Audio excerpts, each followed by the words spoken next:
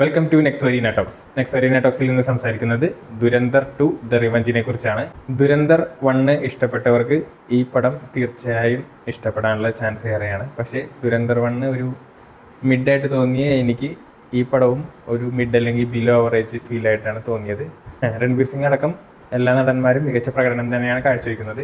Technically ബ്രില്യൻറ്റും actions എല്ലാം raw and real ആയിട്ടാണ് ഇതിനകത്ത് അവതരിപ്പിച്ചിരിക്കുന്നത്. അതെല്ലാം ഒരു ടിപ്പിക്കൽ ഹിന്ദി സ്പൈ ത്രില്ലറിൽ നിന്ന് ഈ പടത്തെ വ്യത്യസ്തമാകുന്നുണ്ട്. ഇപ്പോഴത്തെ സെൻട്രൽ റൂളിംഗ് പാർട്ടിയുടെ ഫാനാണ് നിങ്ങളെങ്കിൽ നിങ്ങൾക്ക് കോരിത്തരിപ്പിക്കാൻ ധാരാളം കാഴ്ചകൾ ഈ സിനിമയിലുണ്ട്.